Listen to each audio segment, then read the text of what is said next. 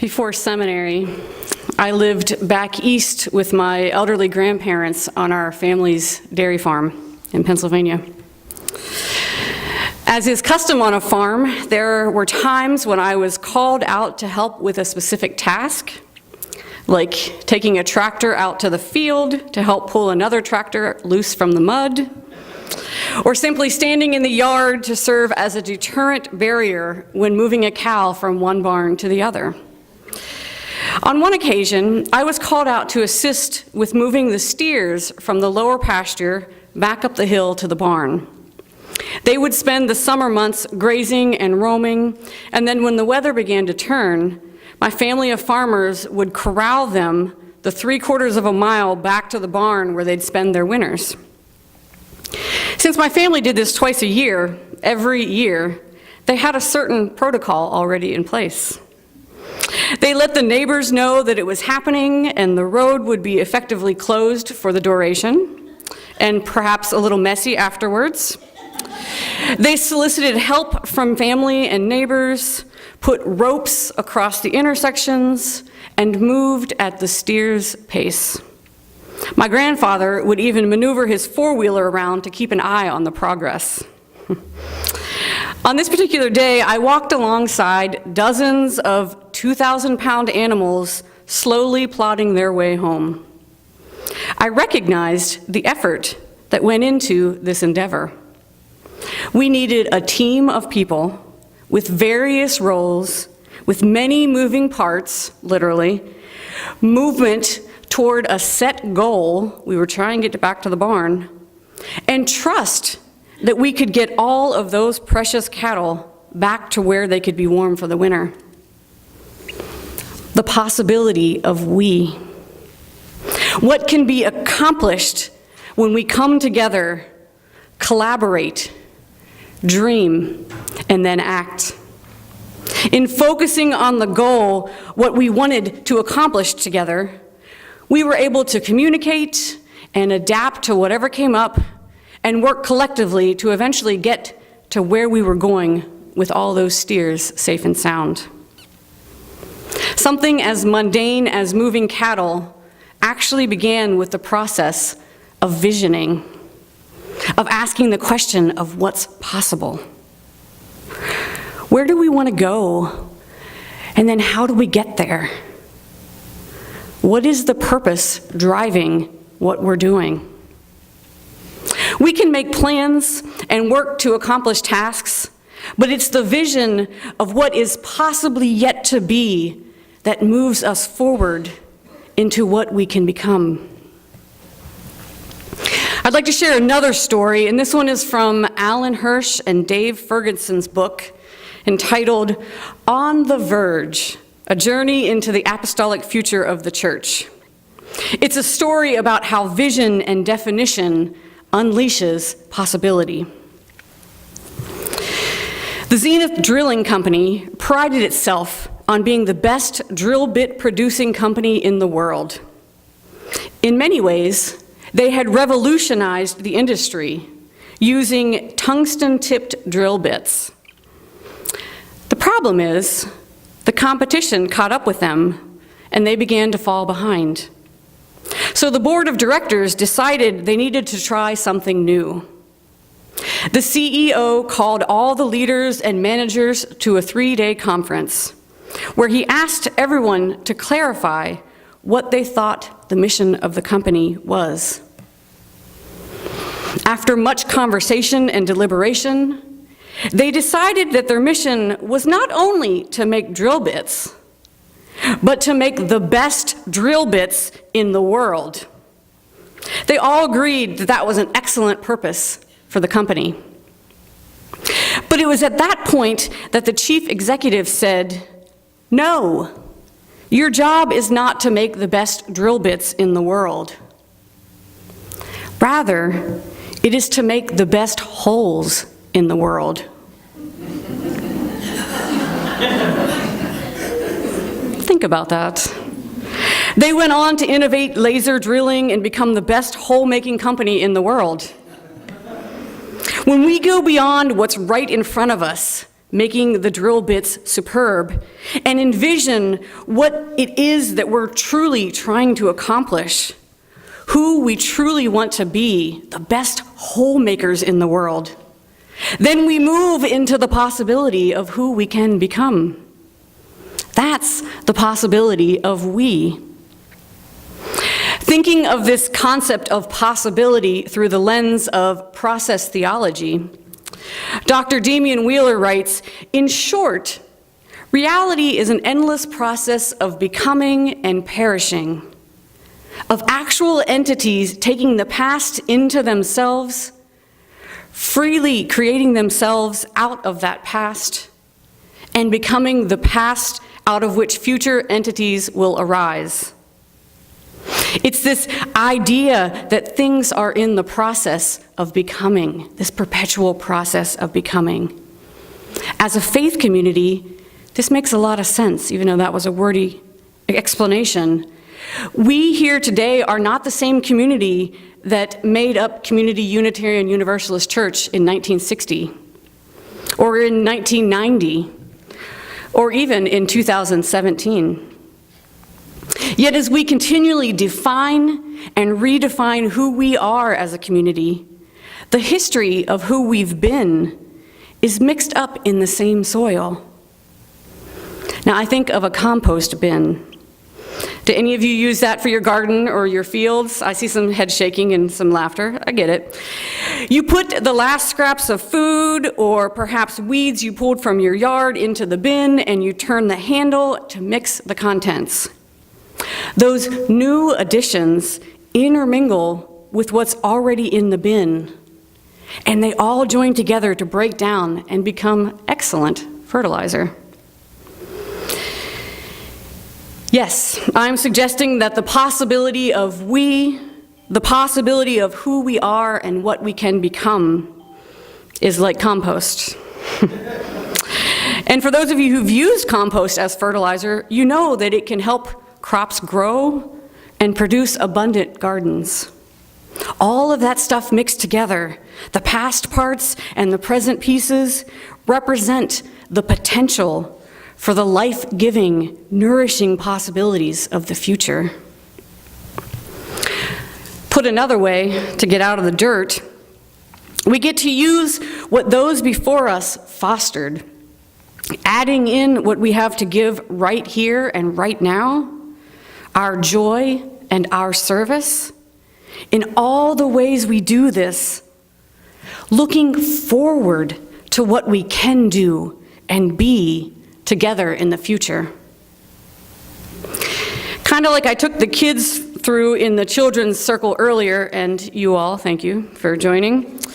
It's opening ourselves up to the possibility that there's something more love, more action, more resources, more energy, people who do better animal sounds than I do, more that we can do and more that we can become. We have a pretty good idea of what we've done already. You can look through the wall of history over here detailing our 70 years as a congregation. Those of you who have been around for a while can likely remember things that you've accomplished as a faith community. Initiatives undertaken, justice sought, taboos shattered.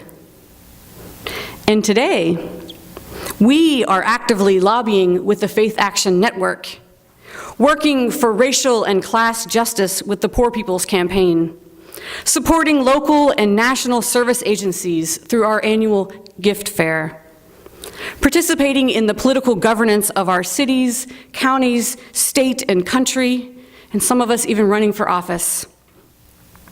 We show up for one another, crafting a community-made quilt and delivering it to a member of our community in the hospital, preparing food and sharing in fellowship and friendship, joining together for classes and concerts and festivals and rituals. We gather together here on Sunday mornings to join in worship. We affirm together our 7 principles and strive to live them out, both here in covenant with one another, and out there during the week with our families and friends and coworkers and with people we meet on the street. We show up with our contributions to this community. Soon we'll be entering into the time of year when we begin our annual pledge drive, asking you to pledge your financial contribution to this community for the work we do here together and for all that we want to do in the world. Pledging for educating our young people to think for themselves and to ask questions, seeking truth and meaning in the ways that feed them and help them grow into their best, loving selves. Developing meaningful worship and educational opportunities, social activities and avenues for connection. Providing the basics for keeping the lights on and the heat up. Paying our dedicated staff, maintaining our building, and improving the welcome and safety of our property. Taking our message of liberating love out beyond these walls and extending our hands to others who might be searching for a progressive faith community that is open to them and their beliefs, who welcomes them in with open arms and jubilant enthusiasm that they found us. Shabbat Shalom, let's be together for Sabbath. Working for justice for all people, out in the streets, in our workplaces, at the jails and courthouses, in the legislature, at the border, with our neighbors. Together, the possibilities go on and on. The possibility of we far exceeds the possibility of me or of you alone. It is said that the whole is greater than the sum of its parts. And I think we could have a pretty interesting discussion as you use pulling that adage apart and debating its veracity. But when it comes to the possibility of our shared future, I think that it rings true that we have greater possibility. We have a vaster opening, a plethora of ideas that we could explore if we allow ourselves to use our imagination and think expansively. I know for me, I'd love to have additional resources for our religious exploration classes, and maybe some more volunteer teachers, hint, hint. I'd love to have the wireless microphone that we hope to get for our sanctuary, as well as the teal hymnals and other available worship resources. To be able to provide scholarships for leadership training and assistance for folks who wish to attend General Assembly. Monies for community suppers, family outings, and volunteer projects. Our outside lighting and adequate funds for building improvements. Perhaps an increase in staff hours and additional office technology. I bet you can think of some things you'd like to see here at Community UU. We may not get all that we hope for this year or even next year, but we surely won't get any of these things if we don't entertain the possibility that we can. Together, we can become who we hope to be. Together, we can accomplish what we state in our mission. The Interfaith Amigos, which is Rabbi Ted Falcon, Pastor Don McKenzie, and Imam Jamal Rahman, write about experiencing a greater sense of self when you move past what you do and what you have. They assert that focusing on individual need alone neglects our commitment to evolve into the fullness of our being and to serve others as well as ourselves. When we focus solely on what is in front of us, we forget the essential nature of our being. Our mission here at CUUC is joy and service right here, right now. And if we operate from a culture of scarcity rather than exploring the possibilities of abundance, we miss our chance to become more, to do more, to be more of who we say we want to be. As a Unitarian Universalist church, our mission is to work toward beloved community, to live out the principles of our faith, and to make love manifest in the world. We can choose to focus on making great drill bits, or we can work toward becoming the best hole-making company in the world. So I ask you, how are we living out our mission right now and right here? And how can we do this more fully, more joyfully, more broadly, more inclusively, more lovingly? It's the compost. It's the collection of our past, our present, and the possibility of our future. I said compost and nothing that I shouldn't have said. It's the beautiful, life-sustaining garden that grows from what we can dream today, what we believe is possible, and then what we work toward. It's the animal dance party that's wacky and outrageous and beautiful and a work of art created by a caring community dedicated to love and service.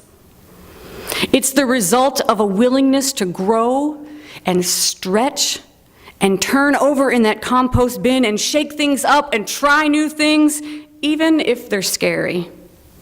The possibility of we is as expansive as we dream it to be. Margaret Wheatley writes in her poem, Turning to One Another, "There is no power greater than a community discovering what it cares about. Ask what's possible, not what's wrong. Keep asking. Notice what you care about. Assume that many others share your dreams. Be brave enough to start a conversation that matters. Expect to be surprised. Treasure curiosity more than certainty. Invite in everybody who cares to work on what's possible. Acknowledge that everyone is an expert on something. Know that creative solutions come from new connections. Rely on human goodness and stay together." Let's keep asking together, what's possible? What's possible here? What would we like to see? Who can we become together as a community? And how do we get there? I leave you with these words from Manish Mishra Marzetti. Listen carefully.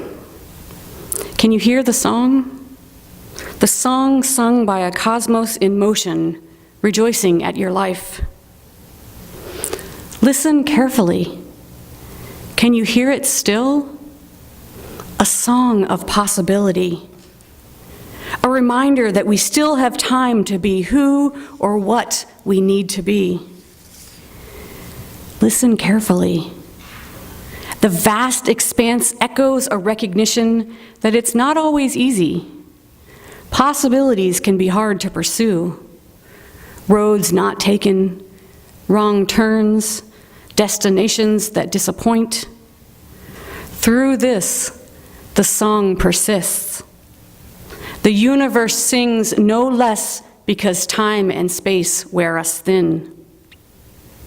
The music calls us to recognize our limitations, to recognize that the song is best sung with others. Here in community, bringing alive the most primordial and original impulse, the desire to sing to the universe who we are, to celebrate and share our lives with others.